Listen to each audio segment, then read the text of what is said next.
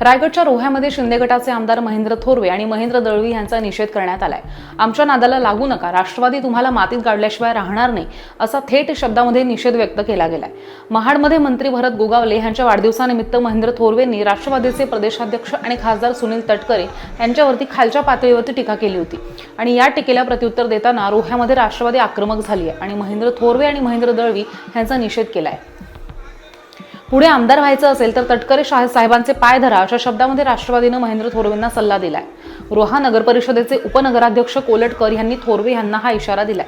आमदार थोरवे यांनी पुन्हा आमच्या समोर उभं राहून दाखवावं, तेव्हा आमची राष्ट्रवादीची सुद्धा ताकद दाखवून देऊ।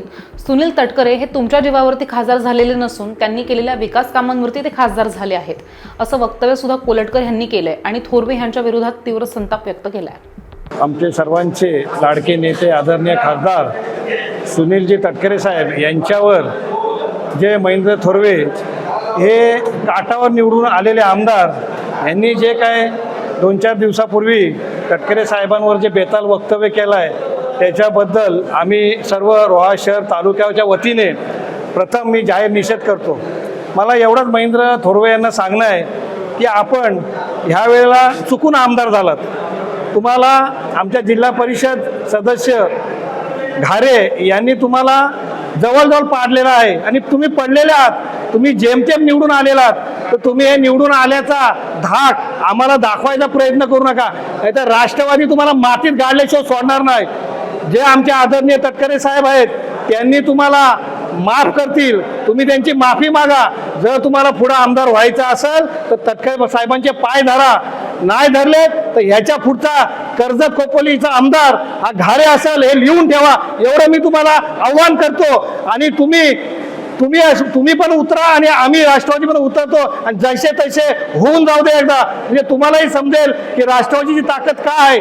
आणि आमचे आदरणीय सुनील तटकरे साहेब हे पुढच्या वेळी खासदार होणारच, हे तुमच्या जीवावर खासदार झालेले नाहीत, तर त्यांनी जे केलेले विकास कामं आहेत त्याच्या जोरावर ते आज खासदार झालेले आहेत आणि दिल्लीमध्ये आज ते तख्त गाजवत आहेत आणि आज संपूर्ण महाराष्ट्रामध्ये त्यांनी कामाचा तडाखा लावलेला आहे। त्याचप्रमाणे आमच्या आदरणीय अदितीताई असतील त्या सुद्धा त्या मंत्रिपदाला न्याय देत आहेत। आमचे भाई असेल, युवकांचे प्रेरणास्थान आहेत, ते सुद्धा युवकांसाठी अहोरात्र काम करत आहेत। तर या तटकरी फॅमिलीच्या नादी लागू नका, तुम्ही जर नादी लागला तर आम्ही कार्यकर्ते तुम्हाला सोडणार नाही, एवढा सांगून मी थांबतो। जय हिंद, जय महाराष्ट्र।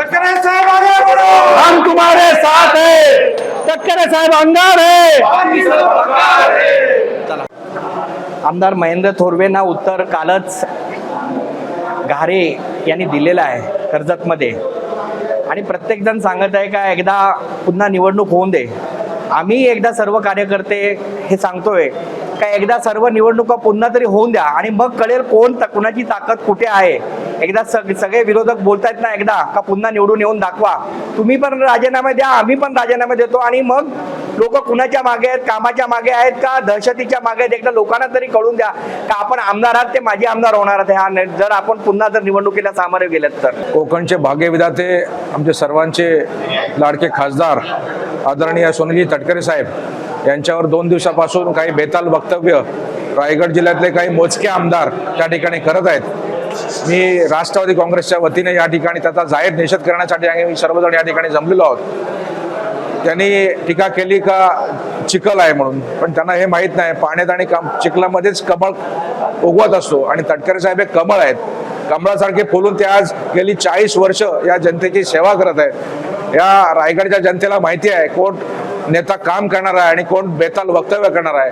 आजपर्यंत तटकरे साहेबांनी कुठल्याही नेत्यावरती अशा खालच्या शब्दात कधी टीका केली नाही। हे संस्कार राजकीय संस्कृतीमध्ये जे केले जातात ते तटकरे साहेबांच्या वरती आहेत, त्यांच्या पूर्ण घराण्यावरती आहेत।